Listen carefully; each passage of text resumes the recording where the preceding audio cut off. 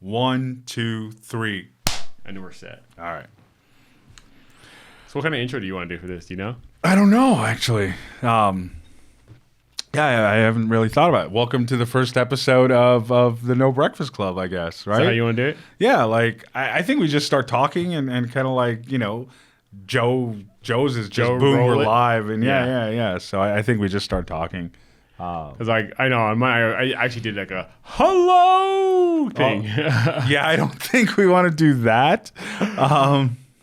I see what you mean, like the good mythical morning guys where they do like a funny intro. They probably do. I would just do like hello and welcome back to, and then I'd say whatever my show was, and then You could do introduce whatever. myself, and then whoever I'm with would introduce themselves. You know, You so could, like hello and welcome back, or welcome to it, the first episode of the No Breakfast Club. I'm Larry, and this is, and you say, and I'm Daniel. How's it going? all right, and then we just jump from there. All right, we could do that. I'm not gregarious enough to be the one to do that sort of bolsterous intro, but you can absolutely. All right. Yeah. Ready? Yeah. Oh, you want to do? All right. Yeah. You ready? You ready? You go. I say we just leave this in for the first episode of us figuring it out. All right. Yeah. So, hello and welcome everybody to the first episode of the No Breakfast Club. I'm Larry. And I'm Daniel. And yeah, here we go. Episode 1 or 0. Probably episode 0, like Episode our 0. pilot episode. Our pilot episode. Because we're still kind of building out the studio and still figuring out this is literally our first dry run. Yeah. So yeah, this will be a good first episode. So how about we do introductions? Yeah. Hi everyone, I'm Daniel. So I weighed. We just jump into it. Yeah, we'll just jump into it. We'll just jump into it. So the reason we're doing this podcast is I used to weigh 515 pounds was the maximum recorded weight. I might have been more at some point, but God knows you don't really weigh yourself often.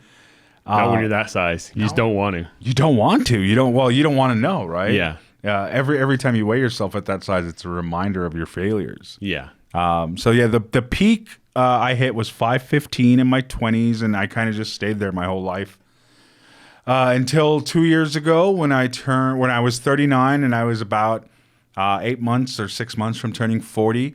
I had a moment that of realization. A whole bunch of things came together in my life. My YouTube channel started having a little bit of trouble, and some competitors started showing up that were. So at the time, I had a big YouTube channel, and I had been doing it for 4 years or so, and I'd never shown myself on camera because I was 500 pounds, and I was hiding away behind the camera.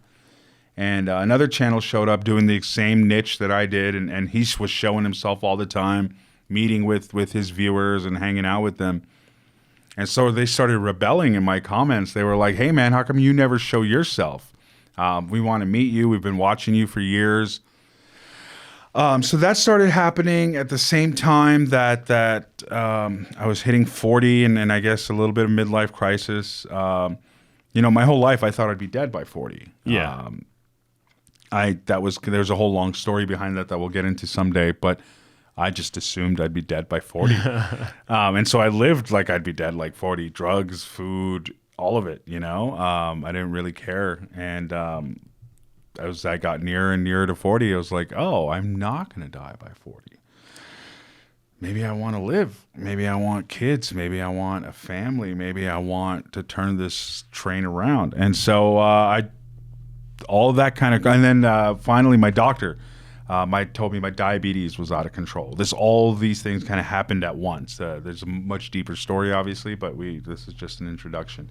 Surface level. Surface level. And so the last thing that happened, all these things happened. The last thing was my doctor said, hey man, your diabetes is out of control. My A1C was like, I want to say 11 point something or 13 point something, high enough to where my doctor was like, we need to start you on insulin. You're going to have to start taking insulin. And I was like, I don't want to be tied to a fridge for the rest of my life. And also all these things happened, and then that was the final straw. And the next day I said, no, doctor. And he said, I insist. And I said, no. And he said, I insist. And I walked out and I canceled my next appointment and I started my diet the very next day. And so the diet I ended up doing that worked tremendously was a combination of keto, intermittent fasting, and calorie counting. And so I would do 1,500 calories a day. I would do less than 30 grams of carbs and I would do less than 1,500 calories a day, and I would eat for 1 hour a day for the bulk of my weight loss. And it dropped like a pound a day in the beginning, and literally it took me a year to lose over 200 pounds, just 1 year. And just after I had lost it, I had gotten down to 219. I had a big YouTube event. That was kind of the culmination of the weight loss. Like, I was like, all right, everybody, we'll get together and you'll finally get to meet me. And that made my viewers happy. So right after I did that, I think it was a week or two after I kind of got over the event and I went to a YouTube meetup. And that's when I met Larry.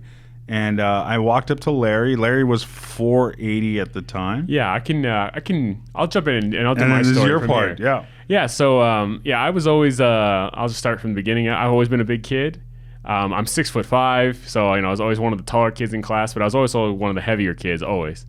And I just slowly got bigger and bigger and bigger. And there's probably a point in my life where if I got it under control, I'd probably been okay, but I just didn't know how. I didn't have like the knowledge, or I just didn't. Everyone who gets bigger knows this. You just like don't know, or you don't think it's possible, or however that works. So I just slowly started getting bigger and bigger, and I was near 300 when I graduated from high school, and then after that's when I started getting, you get off on your own, you control your own diet, you're eating wherever you want, and I worked jobs where I had access to I worked a job where I got free soda constantly, so that was no bueno, that was no good. So I just got bigger and bigger and bigger, and by the time I was into my 30s, I was over 400 pounds, well over 400 pounds, but in denial of it. Still seeing myself around 380. For some reason, that was like an okay number for me. I don't know why. So as long as I'm around 380 pounds, I'm okay. Yeah, because it's not 400 It's not 400 yet, but I was well into the 400s. Until then, I started a YouTube channel myself. Not as successful as Dan's, but not even close. But I was trying that and doing some different things. And so I was going to these YouTube meetups. And the culmination of me starting my YouTube channel and things was a combination of factors. My grandfather, who was more than my grandfather, was also like one of my best friends. He passed away, and but he wanted me to do some stuff, and he wanted to get healthy and stuff. So that was all weighing on me. And he wanted me to do my YouTube channel. He wanted me to do something creative because he knew I could do it. So I was doing all these different things, and because of that, I think similar to like your story where you're like, I have to get out from behind the camera and people need to see me. I had to like get out and meet people and do things. And so I was doing that, and I had a group of friends I was going to events with and stuff, and the weight was an issue. It was just anything you go to do, everything takes longer, everything is harder to do, everything takes more energy, and you're in more pain at the end of the day. So all that stuff was happening. And then I went to the meetup and I met Dan. And when I first saw Dan, I just thought he was this like average size guy, because that's what he was at the time, right? He's an average American male size. And I was like, okay, he's a cool guy. And there's another friend of ours that was there, and he is definitely not average. He's not average. He's super fit, super strong. Well, I don't know, super strong, but like super fit, like what every guy probably wants to kind of look like physically, at least. Yeah, he looks like what every guy wants to be, and he looks like what every woman wants to be with. Like he's 6'1", built like a truck, handsome, like he's everything. He's fit and trim and all that stuff. So he had jumped into keto and intermittent fasting, which you did, and I also did. Spoilers. And he was talking about it with you, and you talked about what you had done, and then you showed your picture, and I was like, holy crap, I've got to do this. I've got to get in on this. And I'd looked into keto before. I'd done it a little bit, but not really, like everyone. I did it for a week kind of thing. And I had done a handful of diets, of course, over the years, and nothing really stuck. If someone had been somewhat successful, but never like this was. Right. So you gave me some advice. Yeah. Should I tell them the little speech I gave you? Yeah. All right. So I saw Larry, and he was 480 at this time. 480. And so I saw him sitting there, and our mutual friend and I were talking about fasting and stuff. And I saw Larry kind of paying attention and asking questions. He was curious about it. And so I pulled out my phone and I showed him my before and after picture. And this is like literally the speech I gave him. It was a 15-second little thing. I said, hey, man, here's what I did. Nobody's going to do this for you. Not your mom, not your sister, not your neighbor, literally nobody but yourself. You got to do this for yourself, not me. I said, but it's easy. You'll blink and you'll wake up a year from now and it'll all be over. I swear to you. And then I told him the diet I did, which was a combination of intermittent fasting, keto, and calorie counting, like I said. And that was it. Like, that was literally the speech I gave him, and then he ran with it. Yeah. So, you said that, and then our mutual friend, basically said, "Don't waste my time. But if you need any help, I'll be here. So just call me, talk to me." And so I did do that, and I jumped in on it, and I started doing I dropped myself. I went initially to 50 grams and worked my way down to 20, which is what I do now, and intermittent fasting. So either one meal a day, or I give myself a 4 to 8 hour window, but it just depends. Right. I bounce back and forth between that. But yeah, essentially, and that's why we named our channel what we named it, which is the No Breakfast Club, because we do not eat breakfast. Sometimes we don't eat lunch, but I never eat lunch. Yeah, I do. Yeah. I don't do an 8 hour window. So you said you do 4 to 8? I do 4 to 8 usually. But I also do extended fasts. So I'll do like a 3, 4, 5 day, 10 day fast occasionally. So I try to do like one extended a month and then one deep, like 5 or more in a quarter. So like every 3 months, one of those months in the 3 month period will be a really long fast. Right. And that's kind of just like a reset on my body. Because like I'll get into a bit of a bad habit here and there. It just happens. You slip back into it. Yeah. But so then I, like you said, in a year I didn't lose 200, I lost 195. But it's amazing how quick it falls off. And it's so fast. And there was a point in there where I was literally losing a pound a day. Yeah.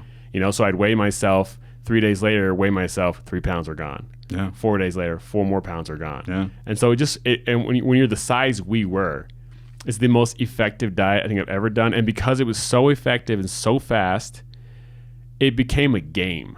Mm-hmm. Like, how much can I lose this week? And so I wasn't like opining for the food that I didn't have. I was more like, I can't wait to see how much has come off of me this week. I can't wait to see the progress I've been making. And then we talked about like the rumbling in your stomach. That is like a badge of honor. You're like, oh, I'm actually hungry. My stomach's making noises because it's empty. Yes. And that's like a good thing. Yeah, it's funny, right? As you go through this diet, the one thing we've talked about that you learn the difference between hunger here and hunger here. Mouth hunger. And actual hunger. And it's two very different things that you don't really notice at first. Yeah. And it's easy, like we said, to slip into it, If we eat those things that we know we shouldn't have too much of, instantly you are hungry all the time. Every day. But once you get into a nice steady rhythm, things are going, you're on plan or on diet. Yeah, on track. You just don't get hungry like you used to. Yeah. And when you do get hungry, it's real. It's like a voracious hunger, and it's like you can feel it. Like as soon as you eat, your body's like, okay, now I can start fixing and repairing things that I've been putting off for a day. Because I don't know, it's just a huge difference. It's a real hunger. It's a real hunger, yeah. Real hunger. It's the kind of hunger where your body's like asking for specific things it actually needs. Yes, you're like, I'm craving bell peppers. Oh, my body wants vitamin C or whatever. Yeah. I'm craving like protein because I've been working out and I need protein. I need to build the muscles back up. I want like meat. It's amazing how your body starts talking to you once you start eating clean. Yeah. And that's one thing once I started eating clean. And that's another thing, because like when you say keto, people think of bacon. Yes, no bacon. Bacon and cheese and fat bombs and things like that, which are their energy. But when all you're doing is cold cuts and bacon and cheese, it's just not. It's not good for your body. Yeah, and that was one of the first pieces of advice I gave you, I think, on the very first day was, hey, man, like, when I say keto, I don't mean, like, no cold cuts, no bacon, no cheese. Like, those are, I think, the traps of keto, right? Like, it's okay at first, especially if you're just trying to get into keto. But I think those should be the first things you cut out, like, almost as soon as you can. As soon as your body has adjusted. Yeah. And then they become the treat. Yes. As opposed to the everyday thing. Yes. I think the best way to do it is, like, for me, what I do is I just do some kind of animal fat, like whatever's on that meat that I'm cooking, fresh meat, not something cured. Cook that up, whatever fat's on that, and if I'm going to add any more fat, it's going to be coconut oil, avocado oil, or avocados, or an egg. But even then, I don't really add that much fat, because that's the other part. Like, the fat is the fuel, but you don't really have to add a lot of fat. You just got to have the fat in there. Right. The food comes with the fat. Yeah, a lot of the food comes with the fat. The biggest thing is just not having the carbs. Yeah. So back to the introduction. So I met Larry. I gave him that little speech, and then he went off and kind of did his own thing for a year and actually lost the weight. And as I'd run, so at first when I ran into him the first month later after we met, I didn't notice much. So I was like, oh, he's not doing it or whatever. Like most people, it's hard to see. And that was the problem, right? Because most people you meet won't take any advice. Like, they'll ask you a million questions, but won't take any of it to heart. And so you kind of get used to that. Yeah, and I've gotten to that point as well. I'm used to, like, they're not going to do what I tell them to do, even though I've told them this works. And you could show them the proof, and they still won't. They'll if you start talking to someone about weight loss and they're asking you questions, but their very first response to everything you say is a but. Then they're not going to do it. They're not going to do it. Oh, but I can't have this. But I can't eat this. And it's like, oh, you're in the excuse phase of weight loss. So he didn't do that, and everything. But at first, when I ran into him, I didn't notice it, right? Because when you're very heavy, the second thing is you don't notice 50 pounds on a person that's 400 or 500 pounds. It's too little of a change on that big of a body. Yeah, it's just But after a few months, it was very noticeable because you do lose a pound a day. And you're swimming in your clothes. And so every time we'd run into each other, I would give him a little bit more advice, or we'd talk about a few more things. Hey, man, you should expect your estrogen to go up now that you're losing a lot of fat, because your fat cells store something called aromatase, which releases estrogen when you burn it. That's something you don't really know till you experience it and go through it. So I would give him like little bits of advice like this, but for the most part, you just ran with it and did your own version of what you've kind of figured out on your own. Yeah, I think everybody's body is a little bit different. I know people say that and they use it as an excuse not to diet properly or to change their life, or change their diet, but everybody is. So like for me, I found that like beef was just like a go-to for me, and when I'm eating it, I'm losing weight. And I like it. It tastes good. It satiates me. But there's probably some things you did that just for me I just probably wouldn't have eaten very much of. But we also share a lot of that kind of stuff too. But I think that happens with everybody, because we have friends that are vegan. Yes. And it works. It works. Every diet works, right? We say that. We say that. Every diet works if you stick to it. Yeah. And it's just finding the one that you can stick to that speaks to your body. That's it, right? Because everybody's different and everybody is different. So you should be able to experiment. Like, everybody's looking for that cookie cutter solution. Like, this is the pill you take. This thing and it's going to fix it all. And it doesn't work that way. No, it does not. It does. You have to listen to your body. And I think this diet teaches you that. Yeah. Because I don't think either one of us listened to our bodies in the beginning. Well, even if you're trying to, when you're that size, there's so much of a body and it's only wanting one thing. It just wants more. More calories. More calories, and it wants more of whatever got you there. Feed me, see more. Yeah. So even if you're listening to it, you're not going to hear what you need to hear. Yeah. So you really for the first little bit, you really have to that's what I did when I first started. I actually went out and meal prepped. I don't do that anymore at all. But I did that when I first started, because I think that is a good tip. To at least for the first few weeks, try to meal prep it. That way there's no excuse of I didn't have anything to eat, so I went and picked this thing up, or whatever was also being cooked in the house. You already have it prepped.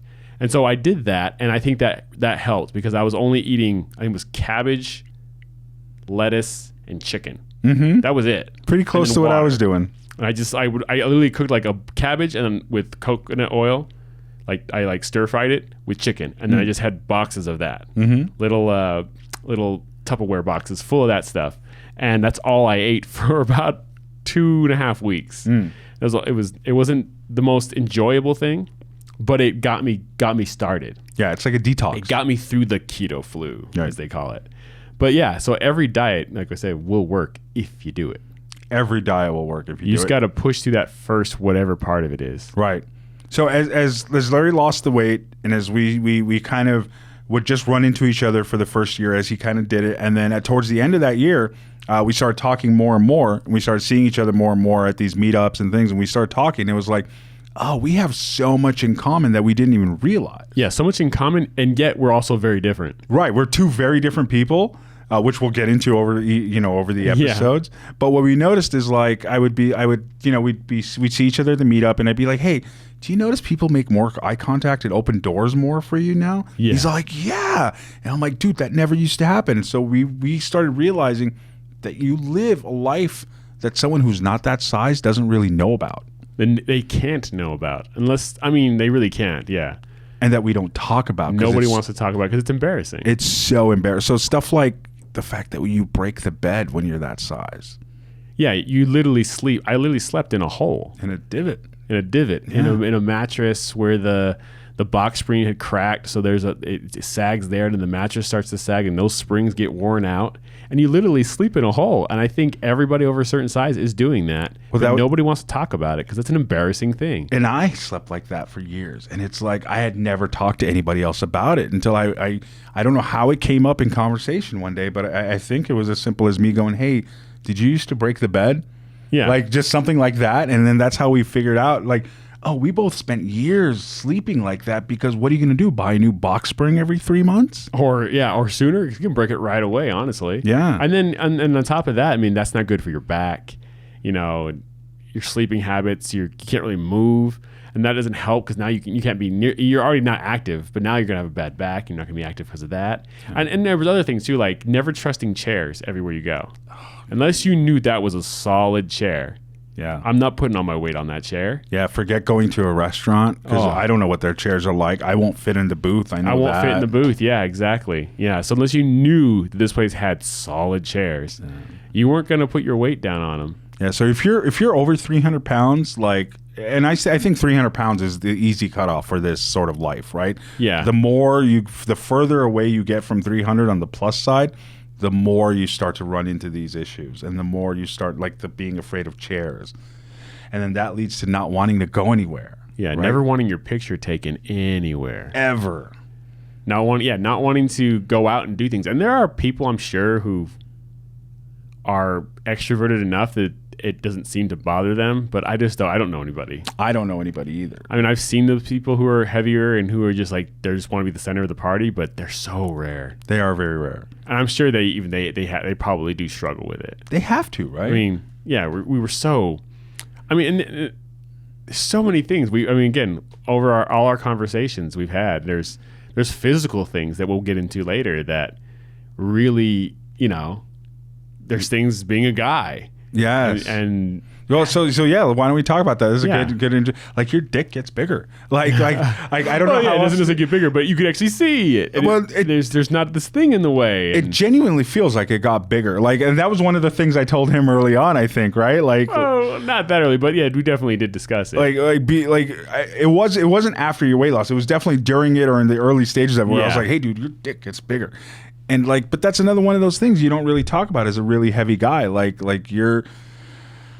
was always embarrassed by how unimpressive it was. Yeah. You have this impression that I'm below average or whatever. And now it's like, oh no. Yeah, no, I'm not even. Yeah, I'm doing fine. I'm fine. Like it's like this weird shift. You're like, oh. You're literally losing inches to fat. Yes. And then, circulation issues and so your erections aren't as good. Yeah. Yeah. And that's been proven that obesity affects all of that, and your drive and everything on top of that. And then there's sweat and you sweat all day. And having to deal with that, sores. Yeah. And you got skin on skin, you got rolls, you got all kinds of things. And I think those are things that people just don't talk about when they're that size. How could you? You don't want to talk about it. You don't want to deal. You try to deal with it on your own. Yeah. And the thing is, the solution is for all of those problems is one thing.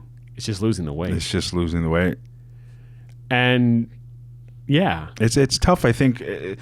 So the whole point of this podcast, I think, is we realized there's so much shame and there's so much we don't talk about when it comes to being that big. And since we've both powered through and actually done the work to lose the weight, how could we do anything else but help others who are in that situation right now? Yeah. So that's who this is directed at our audience of people who want to lose weight.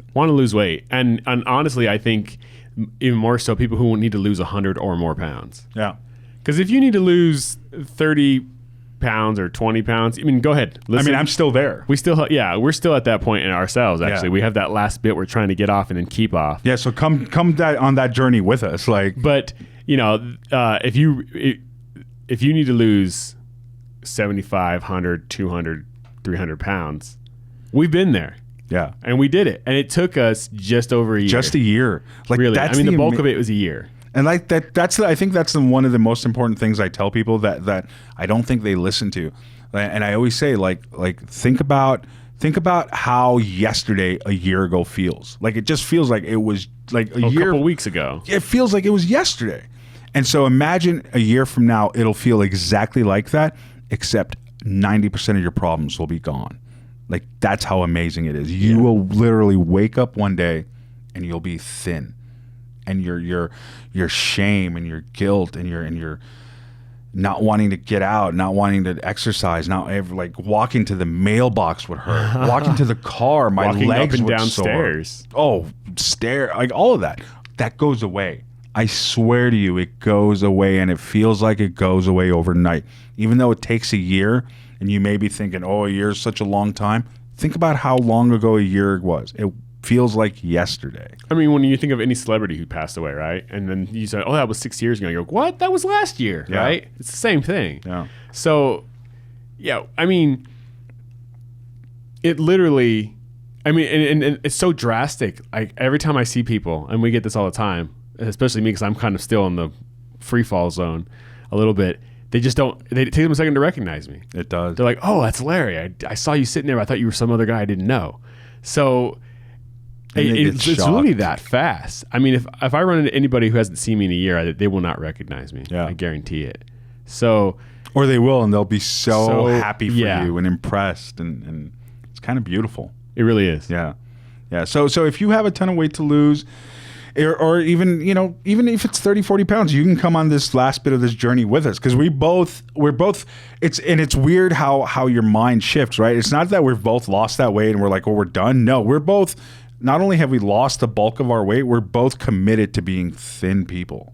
Being fit. To being fit for Healthy. the first time in our lives, to being healthy and fit. And Well, like I was saying, at one point, 385 for me was just a number. If I can stay around 380, 385, I'm okay. I'm a tall guy, right? And so when I first started this, when I was at 480, I was just like, I just wanted to see if it would work and see if I could lose weight. And then it was working. I was like, oh, if I can get below 400 and get back to that 380 zone, I'll be so happy. I can stop then. And then you get there, you're like, I can get below 350, and then you shoot for that. And like, I can get under 300. And then at that point for me, it was like 280.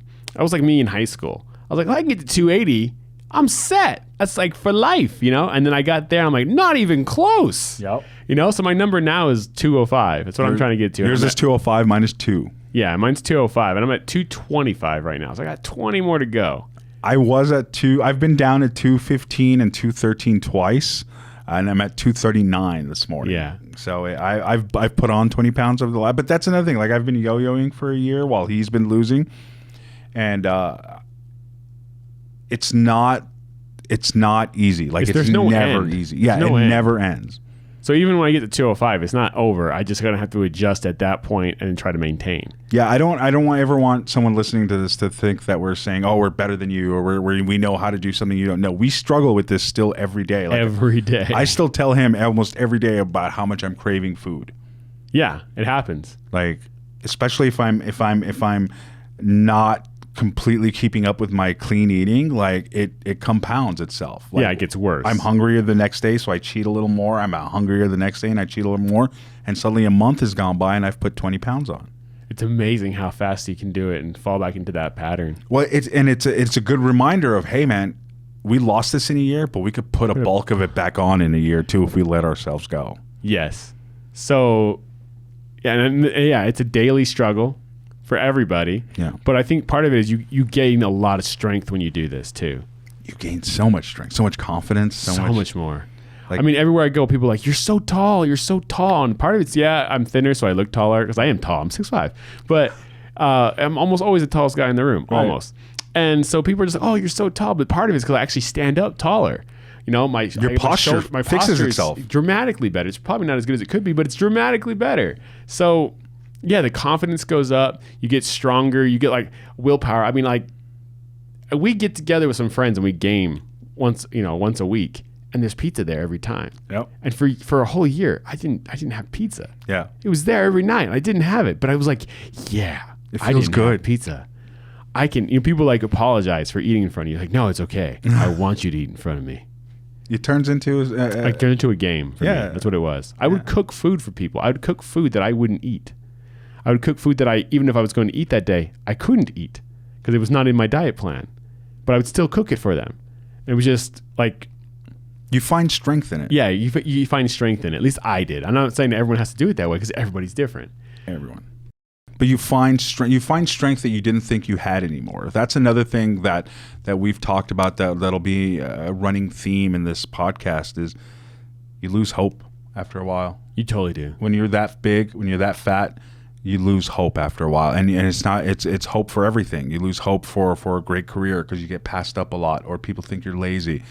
You lose hope for a lasting relationship because who's going to pick you? Yeah, I wouldn't pick me. Yeah. I wouldn't want it. I've said this before to you and I'll say it now. I had a kind of a no fat chick rule, but I was a fat guy. So I wasn't angry with chicks who didn't want to be with me because I didn't want to be with a bigger girl.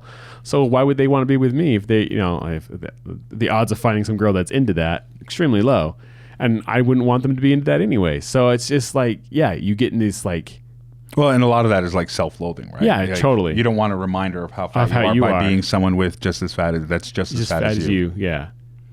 So much of that. So you lose a lot of hope, and that's I think that is the driving factor for us wanting to help others is because you get that hope back.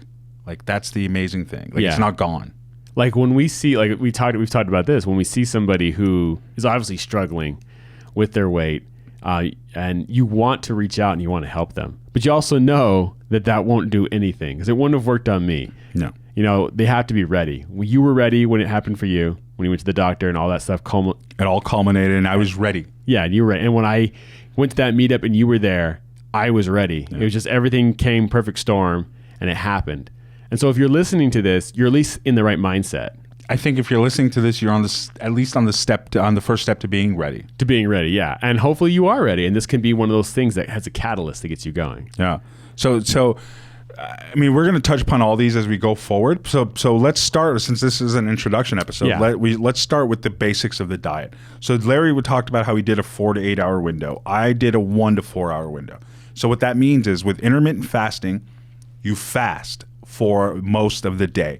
And the maximum window of eating where you should be, where you can eat is 8 hours. It's 8 hours, yeah. And in my opinion, 8 hours is too big of a window. I think it just depends on how much you eat in that window, honestly. But it is, I mean, I think technically a 14-hour fast starts autophagy, but then you're only giving it a couple hours to work. That's the thing, right? Because the secret to fasting is autophagy. Autophagy is it won the Nobel Prize in 2016, I believe.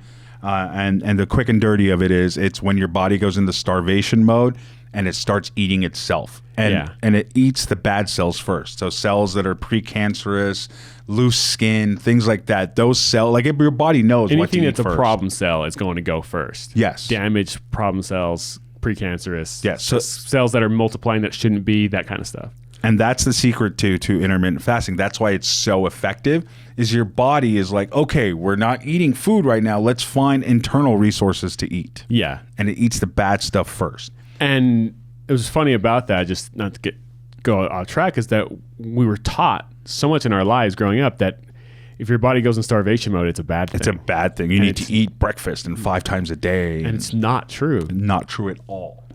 At all. It's a bill of goods. The same way they sold us the low-fat, high-sugar diet, the whole eat 5 times a day, eat breakfast is all nonsense. It's all consumer. It's all to sell you more stuff. Yeah, product. So I don't agree with the 8-hour window. I think 8 hours is too long. I think the maximum you should eat for is 4 hours a day. Yeah. That's just my personal opinion. And I will say that when I gave myself an 8-hour window, it wasn't that I ate in that 8-hour window, it was that I could eat in that 8-hour window. Right. I usually went a couple hours in and ended a couple hours early. So in general, I was usually a 4-hour window. Right. And I think 4 hours is max. And I would honestly recommend a 1 hour window. I know that sounds hard for most people, but I feel the most benefit when I'm eating. You're doing OMAD. When I'm doing OMAD. 1 meal a day. 1 meal a day. And that's what that means. OMAD. OMAD. 1 meal a day. So and I usually just fit that into 1 hour. So I'll as soon as that hour starts, I'll eat. And I'll let myself digest a little bit, eat something else half an hour in, and then eat one last thing and at the end of the 1 hour window, and then I'm set for my day. And I find that I feel the strongest, I feel the healthiest, I lose the most weight. The smaller my feeding window is, the better I feel. And I do agree with that. 100%. So whatever you can do, though, if you can only do 8, if you feel like again, we said at the beginning of this podcast is you should listen to your body. Yeah. And you should follow whatever your body tells you, and you should always twist and turn and modify diets to fit whatever your body is telling you. As long as you're not lying to yourself, Yes. and they're still effective. Yes. Because if they're not effective and you're lying to yourself, then you're not on diet. Yes. You can't eat Chick-fil-A every day and say you're doing keto, even if you're just eating the patty. Yeah, you can't do that. Like you have to be honest with it. And that's a lot of reasons I think why diets don't work because you lie to yourself and you pretend you're doing the diet. Yeah, totally. I'm doing keto. You sneak things here and there. I just had a little bit of this, but you had a little bit of it 5 or 6 times in that day, and now you're well above what you needed. And so then it's the other one, keto, right? So that's the intermittent fasting. And then what it works with very well is a ketogenic diet. And for those who don't know what a ketogenic diet is, it's when you replace carbohydrates and sugar for energy with fat. Yeah, it's just a low-carb diet. It's a low-carb diet. So rather than your body's not dependent on insulin, it's using ketones to break down fat and to get your energy through that. And why it works so well with intermittent fasting, from my experience, is your body doesn't have to switch from burning sugar to fat when you're in a fast. You're already burning fat, so it just keeps burning fat. It gets better at it. You're always in fat adapted mode. You're always basically burning fat, whether it's the fat you've eaten or the fat in your body. So they complement each other very well, and extremely well. It's almost easy. It's almost cheating. Yeah, I think that's what I called it the first time we talked about it. I said this is the cheat code to losing weight. Like it really is the cheat code. So it's the intermittent fasting plus the keto. Like he said, the doubling down of the burning fat seems to supercharge it somehow. Yeah. And then you add in the last piece, and the last piece is calorie counting. And I know that's the toughest for most people. But when you combine keto and intermittent fasting, so when you're eating a high-fat diet, a low-carb diet, and eating for only 1 to 4 hours, it's really tough to overeat. Yeah, you almost don't have to calorie count because you can only eat so much in that window, but you need to just to make sure you're not sneaking something.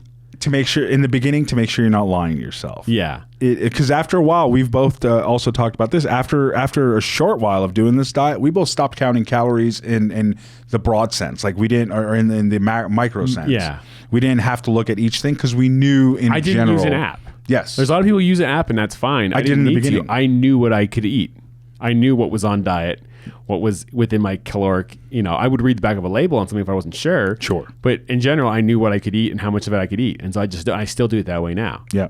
And it just falls off because I know when I'm overeating. Yes. Yeah, and that's the thing. Like once you learn to trust yourself, you can trust yourself. And you can trust yourself. Yes. So, but the thing is, you can't trust yourself in the beginning. You're an addict. You are. You're literally. It's like being a drug addict. I mean, I talked about it for a second. Keto flu when I was talking about doing meal prep. Keto flu is it's withdrawal. Yes. Your body is craving sugar so much that you literally get sick. You get diarrhea. You get fever. You basically have the flu. You're irritated. You get so cranky. You can get a rash. Yeah, keto rash. People get hives and things. There's all kinds of different effects, and just basically your body rebelling, going, "Hey, give me sugar, dude." And it's all you're gonna want: sugar, sugar, sugar. And so, yeah, it's a real thing. So you literally are an addict. You are a sugar addict. Well, and science has proven that sugar activates the exact same dopamine receptors that cocaine does. So as far as your body's concerned, sugar really is a drug. Like it activates the same dopamine receptors that cocaine does. Yeah. So you're going to want it. You're going to want it bad. And whatever your version of it is, like I think for me, the big one was soda. Yes. So much soda. Well, when you're that big, you have to drink your calories. Some part of them, because it's so hard. You need like 6,000 calories to maintain at the size we were. I think for me, it was. I looked it up once. It was like 5,000 to 6,000 when I looked it up. It was something. It was near 5. Yeah, for sure. Yeah, I think because I was taller, so it was a little different for me. But right. But just to maintain, which means when you're putting weight on, you're eating more than that. Can you imagine? I don't even know how much I was eating. I know it was way too much. I mean, we talked about this, right? Going to the same fast food place twice in the same day, or even 3 times in the same day. Well, I wouldn't do that, because I would, even when I was fat, I would still kind of do intermittent fasting, because I wouldn't have breakfast. I would just. It was a different kind of. It was a very different. And so what I would do is instead of going back to the same place 2 or 3 times, I'd just go around to like 4 different fast food places. Oh, and get all the things you wanted. And get all the things I wanted, and then take them all home, 4 or 5 different bags full of food, take them home, sit in front, and then just eat for like 4 or 5 hours. And we're talking tens of thousands of calories. And that's on top of the soda I've been drinking all day. So all day. I would drink at least 1, if not 2 liters of soda a day. Yeah, I would double up cans. I would grab 2 cans in the morning, and then 2 cans with like lunch, and 2 cans with dinner, and then how many cans in between. But it was always at least 2 cans, like to start. Just to start your day. Big, huge glass full of soda. Yeah, I'd wake up, and the very first thing I do is pour myself my soda. Yeah, ditto. Yeah. And so I think it's important that we never forget, like, we understand what you're suffering from. Like, whatever it is right now, whether you're addicted to soda. Some of you don't even think it's that bad. That's the thing, too. I didn't think it was that bad. It's when you look back at it, you realize how bad it is. It's so bad. You're like, oh, I'm not that bad. I just need to cut soda. And then you realize everything else you're eating because of the soda. Yeah. But so I'm hoping that if you're listening or watching this or listening to this, that if any of this is resonating with you, if you're sitting there going, oh, I go out every night and I eat in my car, and I go to like 3 fast food places. And even if you just go out fast food every night or every other night, more than like once a week is a problem. If you haven't admitted to yourself that you're drinking too much soda, or you haven't admitted to, or you've given up hope, like we are you talked eating about. food, or are you eating product? Yes. Or where do you shop it in the store? Do you shop the peripherals where they sell fresh meat and vegetables, and even if you're not doing low carb, where they actually have a real bakery? Or are you shopping in the center where everything's in a box or a can, and it's like, bright colors and labeled, and it's a product, it's not actual food? What are you eating? So we know both where you've been, and we know where you are right now if you're in the middle of that, and we also happen to know where you can be a year from now. And that's the cool thing. Like, the old Stoics, the old Roman Stoics had a saying, memento mori. If you remember the movie Memento, where the guy was trying to remember his life, that's because memento in Latin means remember, and mori means death. So the Stoics had a saying that was memento mori. It means remember death. And it just means you get this one life. Like, you may have given up hope until you're listening to this podcast right now. You may have thought it was over. You're too old. I was 40, like he was 34. 34. Well, 33 when I started, yeah. You was 33 when you started. I was 39 when I started. So, you may be sitting there thinking you're too old. You're not. You may be thinking you're too fat and it's all hopeless. You're never going to meet anybody and it's all hopeless, and it's not. We're both living proof of that. No matter what age you are, no matter how big you are. I was 5'15". As far as I know, the biggest 480 was the most I ever weighed myself at. The highest recorded weight is what I call it. Yeah. I'm pretty sure before, because that was after a summer of being somewhat active. Right. Like, I was definitely eating a lot, but I was at least somewhat active, so I'd probably lost 10, 15 pounds. So I was probably very close to 5. Okay.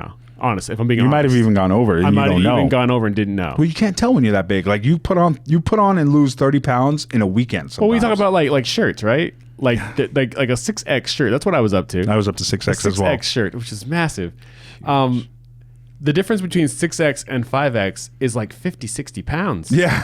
That's a huge swing. The difference between a 1X and a large, it's like 10, 15 pounds, if that. It's 20 pounds. Like, my 1X stuff stops fitting when I put on this 20 pounds. And I need to, like, bounce between my 2X and my loose 1X clothes. Yeah. So at this weight, 20 pounds is a whole size. When you're that big, it's 50 pounds, 80 pounds. 80 pounds, yeah. So when you are that big and you drop Yeah, I think I was wearing 6X somewhere from 420 to 5. Yeah. Like, probably the same for me. Yeah. He covers a huge range because it's big that you're wearing a tarp. You are wearing a tarp. Just wearing a tarp with holes cut in it. Yeah. But yeah, so I mean, yeah, if I'm being honest, I was very close to 5 at some point. Yeah. So we've both been there, right? We've both been to the bad and the good of this. So don't feel bad if you're in the middle of it now, and use this as an opportunity to go, hey, there's light at the end of the tunnel. I don't have to give up. I don't have to resign myself to dying fat. Yeah. You don't. You really don't. I used to joke about it. I used to say, well, you may be thin and I'm fat, but at least I'll die happy. Yeah. Or some stupid thing like that, because I get to eat what I want, which is, it's all a lie. You're lying to yourself. It's such a lie. That's the thing. Like, you may think, you may have convinced yourself how comforting and okay it is to have pizza all the time and fast food all the time, and how you're happy with your life, right? You have your dog, you have your food, you have your little apartment or whatever, and you're content with your that video life. games or your movies, whatever it is that you do when you're sitting there stuffing your face. But you're not. You're not really happy. not. Like, and it's hard to admit that to yourself. And some of you may be sitting there going, "Oh, you don't know me. I am happy doing." Okay, if you are, then why are you watching this? Or why, Yeah. like, don't come here to argue with us. Like, if you're happy with being 500 pounds, 400 pounds, and being alone and eating, and you think that's the life that you're destined to live, then we can't convince you otherwise, right? The first thing we said when we started talking was, you have to be ready. You have to do it. Like, you're going to do the work, man. We're not going to do it for you. Yeah, we can't do it for you. And nobody in your life can do it for you. No spouse will come along and do it for you. No girlfriend, no boyfriend will ever come along and do it for you. Your parents won't ever knock on your door and do it for you. Your kids won't. Like, this is on your own. You are 100% alone on this journey. I mean, you have us for support and for advice. You can listen. You can message us. And there'll be. I'll also say that when you're doing this, you'll find other people. You'll find the real people, I guess I should say.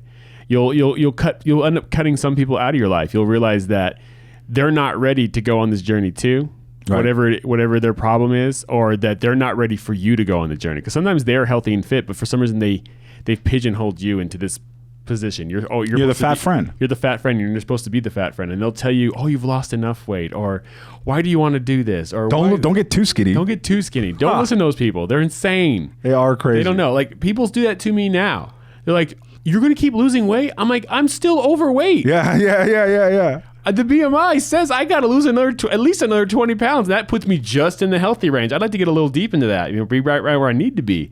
So people just they don't know how to. Just like they don't know how to deal with you when you're that weight, they don't know how to deal with it when you start changing. People don't like change. That's true. They don't like change in general. Your body doesn't like change. Your body doesn't like, That's why your body fights it. That's why you're hungry. That's what hunger is. But yeah, so you'll end up having to, if not cut people out or ignore them or ignore them till they come around. Yes. If they come around. People who are either addicts is just like you are, people who are going to bring you down, who are going to, hey, let's go out and get this thing. You're going to have to just say, no, I can't go do that. And that you may have to cut those people out of your life. And then it can also be people who don't want you to change. But then you'll find the real people. Yeah. Like, I found you. I literally, we could have met that one day and never met again. Yeah. But then I wanted to see you every week. Right. Every time I had a chance to see you, I wanted to give you an update. Right. And let you know, hey, I'm doing this, and then get some more advice from you. Right. And then at a certain point, it was mutual. Yeah. We want to see each other. And because of this, I've gotten more active, and I go hiking and do stuff like that. And I've met other people who do the same thing. And so you start meeting people who want to be this way. I never would have thought I was the guy who, like, would be happy to have a salad for dinner and then go for a hike. Right? I hated that guy. Right? And now I am that guy. It's amazing how I'm like, let's go do something active. Let's go out. And I would never.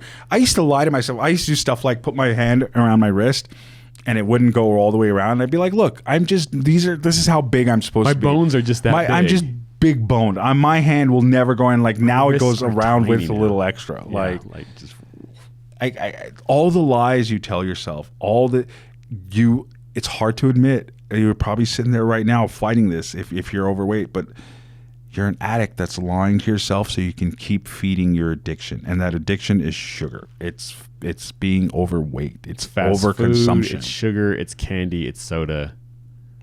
It's overeating. It's overeating.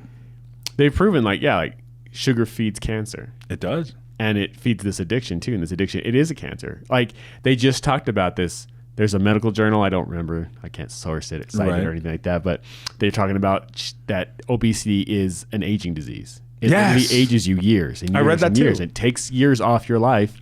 And all the diseases you get from being obese are the same diseases people in their. So if you're in your 30s and you're obese, you're getting the same diseases people in their 50s and 60s are getting. Yes, and you're getting fatty liver. You're getting. But here's the cool thing. So if you remember when I started telling you my story, I said my doctor wanted to start me on insulin because my diabetes was out of control. Now here we are 2 years later. My diabetes is normal. I do not have diabetes. There is no diabetes. There is no diabetes anymore. And I was at a point where my doctor was like, the metformin that you're taking, the pills, because there's a pill you could take before you have to start taking insulin. Like there's different levels, right, of how bad your diabetes is. So I was at a point where the pills were no longer working. I had to start taking insulin. Like I was at the last step. And now I don't have diabetes anymore. My high blood pressure is better. My high cholesterol is gone. I had high cholesterol because all those three things go hand in hand when you're overweight. They go hand in hand. One of our cameras went out. So the center camera? Center camera looks like it went out. But, you know, we're close to done anyway, wrapping up this episode. But, yeah, my diabetes. So all these things that your health can... Like, I used to have body aches all over my body. Like, all the time. Like, walking from the house to the car would hurt. All that's gone for the most part. Like, you know when it comes back? When I eat, like, crap for a week or two. Yeah. If I eat fast food for a week or two, my pains all come back. Like, I could feel my blood sugar doing this again and me getting tired. We don't get tired. No. I used to be tired all the time. Like, you just sleep in the middle of the day for no reason. Take a nap at 3 p.m. just because you're exhausted. Yeah.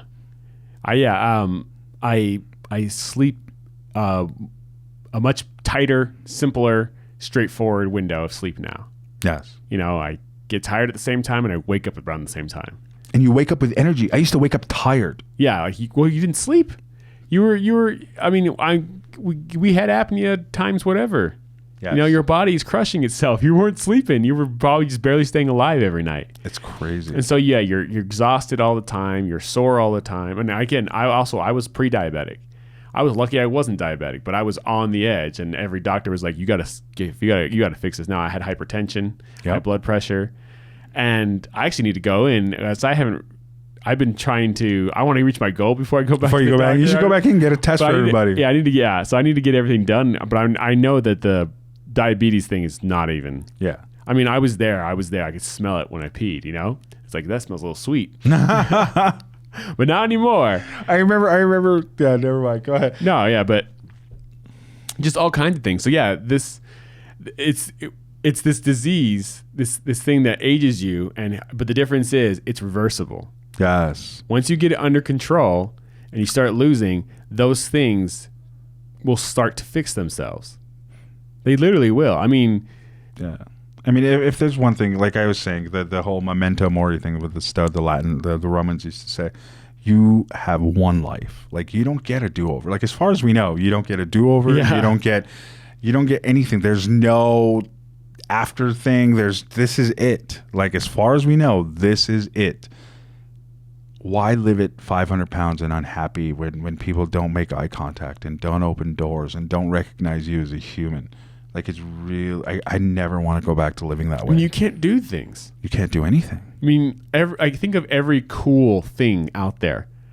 Like, I stopped fitting on roller coasters at 17, and I love roller coasters. Skydiving, zip line. That's just the crazy stuff. I'm talking about, yeah. Movie theaters. Movie theater. Sitting in a movie theater. Before the stadium seating, I couldn't fit in movie theater chairs. Getting on a plane. Oh my God, I used to have to buy 2 tickets. There was no way around it. Most chairs, office chairs, any kind of chair, the cutoff weight is 250. Oh, I would break office chairs every year. Yeah. Oh, yeah, all the time. Yeah. So, and that you have to replace because you can't sit on a stump and work on your computer. Your back can't. Like your that. bed. You can sleep on that broken bed for a long time, but like I would have to replace an office chair every year because I'd break them. Yeah. So I mean, there's so many things that you just can't do. even if you want to do them. And there are so many things you want to do, but you're not going to do because you don't want to be out there. It hurts to move. You get tired all the time. You don't want people to look at you. Like people didn't make eye contact and didn't hold doors open. Like now they'll wait 20 feet away and hold the door open. It's insane compared to the life I used. Like we had very different lives that we said in the beginning, and we'll go through it in future episodes. But I've lived a very isolated life most of my life. And it's really weird to see the difference of people making eye contact and smiling at you and genuinely wondering how you're doing instead of just, hey, how are you? And then trying to get away. Because when you're that unhealthy, I think you make people uncomfortable. Yeah, I'd say it's akin to someone having like, some kind of, I mean, I don't want to put them in the same category, but if someone has some kind of deformity and you're like, I don't want to look at it. I don't want to draw attention to it. So you try to help them as quickly as possible and move on. And leave their vicinity because unhealthy people make you feel uncomfortable. I think it's the same thing, but without the sympathy, probably. There's no sympathy because you've done it to yourself. I think the only ones who would have sympathy are people like us who've been there. Yes. But if these people are relatively average Americans their whole lives, and you're this massive person, they don't want to have to deal with that. Yes. So even if you're 50, 60, 40, like what you can do it at any age. And we've also talked about this. If you're in your 20s or even younger, or do it as young as you can. The quality of life you live gets so much better. I can't stress enough how different life is now compared to how it was a year ago. And as much as things will get better as you do it, the consequences of waiting longer it makes that fixing it take longer too. Yes. Right? We will have things we have to deal with because we waited so long. Yeah, like if you do this in your 20s, there's a good chance your skin will recover. Like his skin, even though there's only 8 years of difference between us? 8 years. His skin is so much better than mine, right? I have terrible loose skin, but that's because you lose elasticity as you age. Yeah. And I got 8 years on you. You've got 8 years of luck, like just a little bit of an advantage to where you might only need a tummy tuck instead of a full skin surgery like I'll need. So if you're get started today. Don't put it off. Don't put it off. And again, if you're ready. If you're not ready, don't make excuses. Don't beat yourself up. That's another thing. Like, it's weird how you beat yourself up for being fat for so long, but never do anything about it. Yeah. Like you hate yourself for being fat. Because it's easier to do that. It's easy just to hate yourself and not fix it. Not fix it. But you hate yourself at the same time. And then you just go get some food to make yourself feel better. And then you eat and you feel better, and because you're now high on the sugar and in that brain fog that comes with overeating, and then you wake up the next day hating yourself, and you repeat the process all over again. I mean, it's been said 1,000 times, a vicious cycle, but it literally is. It really is a cycle. It's horrible. So if we can help you break that cycle, if we can somehow offer you the right piece of advice, say the right few words, like that little speech I gave Larry when I met him, if hopefully some episode catches fire with you, let us know. Let us know how much you weigh.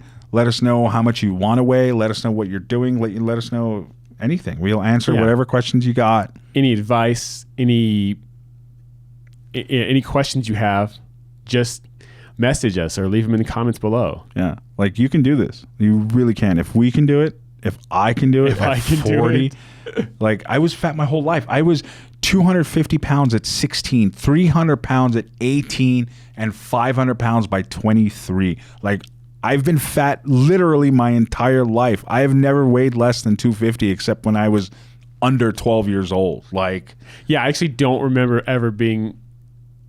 I don't remember being under 200 pounds. I don't remember being this size. I was. Yeah, I don't remember being this size. In my adult life, I've never been under 290 pounds. I've never been under 300 pounds in my adult life. So until now, obviously. Yeah. And so, I know at some point I was under 200 because I had to be. Well, as a kid. Don't know. Yeah. But I don't remember. Right. So, if we can do it, if I can do it, there's a lot I have not done that I need to do, but I did this. Right. So if I can do this, anybody can do it. And you really can. You really can. Like I said in the middle of this, you can wake up a year from now, blink, and go, oh, it's over. At least the bulk of it. Like, I don't have to suffer as a 300, 400, 500 pound person anymore. And you do suffer. Like, if you admit anything to yourself today, admit that your weight makes you suffer. Because that it is a problem. That you're not actually happy with it. So you can't be. You can't. I'm not saying you have to hate yourself. Don't hate yourself. But if you really love yourself, you're going to want to fix it. And like we said, you feel so much better. You get out more. You do more stuff. Physically, my knees, my ankles, my legs, just sitting here feel fine. They feel fine. I said I don't notice them. That's the thing. Yes, they would always fine. ache before. Now, yeah, there's no aches. There's no pains. Not like there were. If I hurt myself now, it's because I literally hurt myself. Right. Like I fell or something. Right. Like I twisted an ankle or something. It's not just hurting because, what did I do yesterday? I don't know. I'm fat. That's what I did. I weigh 400 pounds. I moved funny and something popped, you know? It's insane. And then the inflammation and all the other problems with being that size. It's crazy. So yeah, if there's anything we can do to help, email us. If there's any questions you have, leave a comment or whatever platform you're listening to this or watching this on, let us know and we'll do our best to help. And yeah, this is a good introduction episode for me. So yeah, this will end the first episode of the No Breakfast Club. Episode 0 of the No Breakfast Club. So I'm gonna do my sign off that I did on my YouTube. All right. As always, I'm Larry. And I'm Daniel. And we'll catch you guys next time. See you guys.